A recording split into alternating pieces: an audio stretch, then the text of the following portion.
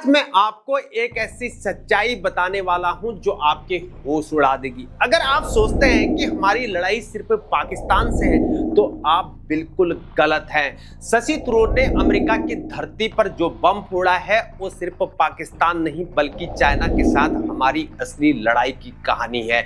और मैं आपको गारंटी देता हूं इस वीडियो के अंत तक आपको पता चल जाएगा कि भारत का फ्यूचर क्यों इस एक ऑपरेशन पर डिपेंड करता है। तो बैठिए, तैयार होकर बैठिए, क्योंकि आज आपको पूरी इनसाइड स्टोरी मिलने वाली है।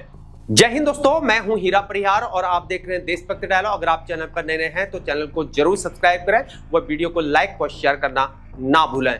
देखिए दोस्तों, पहलगाम में जो हुआ था वो सिर्फ एक टेररिस्ट अटैक नहीं था। 26 लोगों की जान गई थी, 26 परिवार बर्बाद हो गए थे। लेकिन इस बार भारत ने जो रिस्पॉन्स दिया वो हिस्ट्री बन गया है। ऑपरेशन सिंदूर, ये नाम याद रखिए मेरे दोस्तों, क्योंकि ये ऑपरेशन सिर्फ रिवेंज नहीं था बल्कि पूरी जियोपॉलिटिक्स को बदल देने वाला गेम चेंजर था। यार, अब मैं आपको जो बताने वाला हूं ना वो सुनकर आपके होश फाख्ता हो जाएंगे, होश उड़ जाएंगे। पाकिस्तान जो वेपन से इस्तेमाल क्या करता है हमारे अगेंस्ट, उसका 81% यहाँ पर चाइना से आता है। 81%, ये कोई कोइंसिडेंस नहीं है मेरे भाई, ये एक पूरी स्ट्रैटेजी है। शशि थरूर ने वॉशिंगटन में जो कहा, उन्होंने कहा कि डिफेंस में be the wrong word here, ये तो ऑफेंस है। और बिल्कुल उन्होंने सही कहा। सोचिए यार, जब भी पाकिस्तान हमारे जवानों पर यहाँ पर गोलीबारी करता है तो वो चाइना के वेपन्स चलाया करता है। जब भी हमारे बॉर्डर्स पर इन्फिल्ट्रेशन होती है तो चाइना की टेक्नोलॉजी से होती है। अब आप समझ गए ना कि असली एनिमी यहाँ पर कौन है। लेकिन जरा रुकिए, ये तो सिर्फ यहाँ पर बिगनिंग है, आगे और भी यहाँ पर रेवोल्यूशन है। अब बात करते हैं यहाँ पर चाइना पाकिस्तान इकोनॉमिक कॉरिडोर की। दोस्तों, ये सिर्फ रोड्स और ब्रिजेस का प्रोजेक्ट नहीं है, ये है इंडिया को घेरने की पूरी प्लानिंग है। BRI के तहत, बेल्ट एंड रोड इनिशिएटिव के तहत चाइना का सबसे बड़ा सिंगल प्रोजेक्ट कहां है? पाकिस्तान में। क्यों? क्योंकि उन्हें यहां पर इंडियन ओशन में एंट्री चाहिए, हमारे ट्रेड रूट्स को कंट्रोल करना चाहिए उनको। और ग्वादर पोर्ट से लेकर कासगढ़ तक ये पूरा कॉरिडोर एक मिलिट्री स्ट्रैटेजी है मेरे भाइयों। इकोनॉमिक डेवलपमेंट के नाम पर चाइना ने पाकिस्तान को अपना सैटेलाइट स्टेट बना दिया है। और सबसे बड़ी बात, जब भी पाकिस्तान इकोनॉमिकली यहाँ पर कमजोर होता है तो चाइना और पैसा दे देता है। क्यों? ताकि वो भारत के खिलाफ यहाँ पर प्रॉक्सी वॉर कंटिन्यू रख सके। लेकिन मेरे भाइयों, ये सब प्लानिंग ऑपरेशन सिंदूर के सामने टाई फीस हो गई। कैसे हो मैं आपको आगे बताता हूं।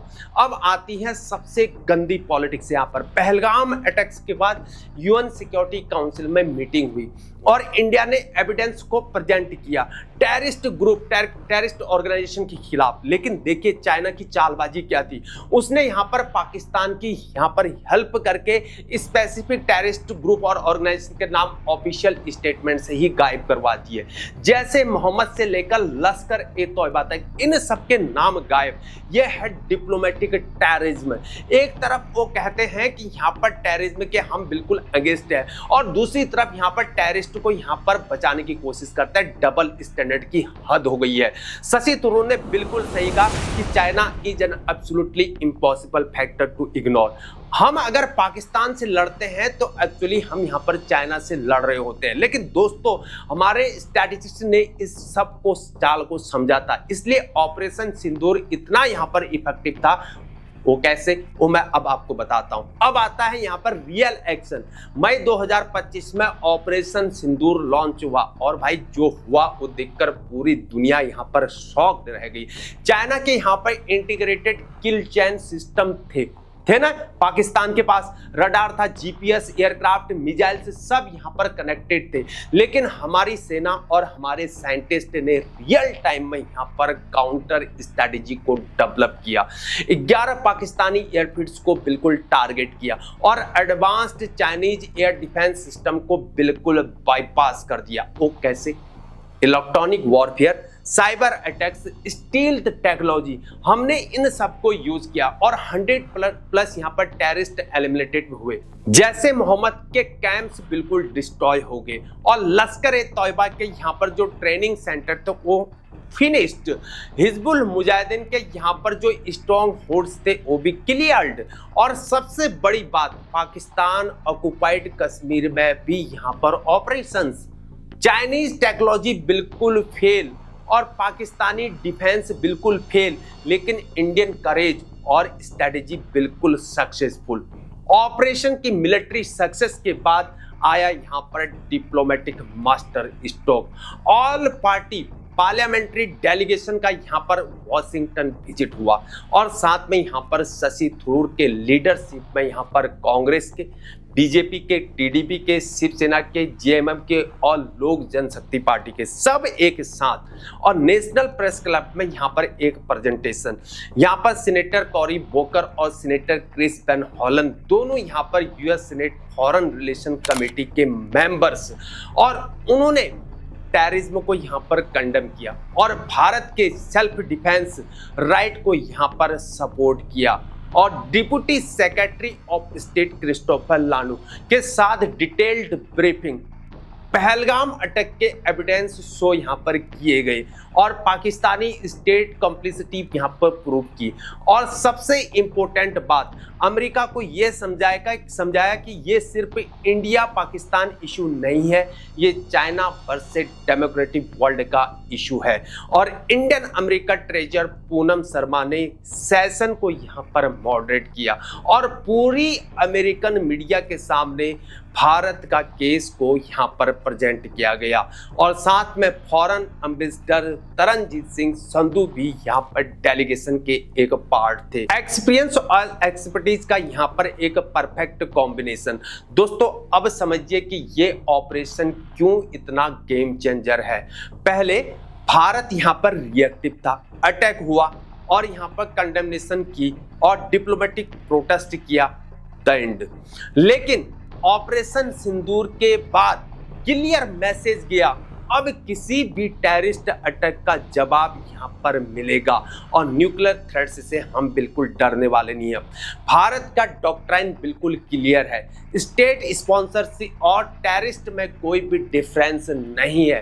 पाकिस्तान की सरकार, पाकिस्तान गवर्नमेंट सपोर्ट्स टेररिज्म, तो वो भी टारगेट है। चाइना को भी यहाँ पर एक मैसेज दिया कि there technology can be defeated, advance system यहाँ पर फेल हो सकते हैं। सबसे बड़ी बात यह है, इंडियन इनोवेशन के सामने ओबी और इंटरनेशनल कम्युनिटी को ये दिखाया है कि इंडिया रिस्पॉन्सिबल ग्लोबल एक्टर है और सेल्फ डिफेंस में यहाँ पर एक्शन लेता है, लेकिन एस्केलेशन यहाँ पर नहीं चाहता है। BRI belt and road initiative को काउंटर करने के लिए इंडिया की अपनी कनेक्टिविटी यहाँ पर प्रोजेक्ट है। बात करता हूँ चाबार पोर्ट की और international north south transport corridor की। हम भी यहाँ पर बिल्कुल जियोपॉलिटिक्स खेल सकते हैं मेरे दोस्तों। तो दोस्तों, ऑपरेशन सिंदूर सिर्फ एक मिलिट्री एक्शन नहीं था, ये था भारत की नई फॉरेन पॉलिसी का यहाँ पर डिक्लेरेशन। हमने प्रूव किया कि हम यहाँ पर टेक्नोलॉजिकली यहाँ पर एडवांस हैं और डिप्लोमेटिकली यहाँ पर स्ट्रॉन्ग है और मिलिट्री कैपेबल है। और सबसे इम्पोर्टेंट बात यहाँ पर यह है कि हम नेशनली यहाँ पर बिल्कुल यूनाइटेड हैं। चाइना पाकिस्तान एक्सेस को क्लियर यहाँ पर मैसेज गया है कि इंडिया अब पुराना इंडिया नहीं है, न्यू इंडिया किसी के प्रेशर में यहाँ पर नहीं आता है। आगे क्या होगा, ट्रेड रिलेशंस कंटिन्यू रहेंगे चाइना के साथ, लेकिन यहाँ पर स्ट्रैटेजिक यहाँ पर विजिलेंस भी यहाँ पर रहेगी और डायलॉग चैनल्स यहाँ पर ओपन रहेंगे, लेकिन यहाँ पर डिटरेंस भी स्ट्रॉन्ग रहेगी। शशि थरूर के शब्दों में, हम नायब नहीं हो सकते, यानी कि हम अनुभवहीन नहीं हो सकते। अदर करंट्स को यहाँ पर हमें समझना पड़ेगा, स्ट्रैटेजिक यहाँ पर अंडर करंट्स को रिकॉग्नाइज करना होगा। दोस्तों, अगर आपको लगता है कि ऑपरेशन सिंदूर एक हिस्टोरिक मूवमेंट था तो इस वीडियो को लाइक करिए। अगर आप भी चाहते हैं कि भारत हमेशा ऐसे ही स्ट्रॉन्ग रिस्पॉन्स दे तो इस वीडियो को शेयर करिए। कमेंट्स में बताइए कि आपको क्या लगता है यहाँ पर कि चाइना पाकिस्तान पार्टनरशिप के अगेंस्ट यहाँ पर भारत को कौन सी स्ट्रेटजी यहाँ पर अडॉप्ट करनी चाहिए। और हाँ, इस चैनल को सब्सक्राइब करना मत भूलिएगा। आज तक के लिए इतना ही, फिर मुलाकात होगी। जय हिंद, जय भारत, वंदे मातरम, भारत माता की जय।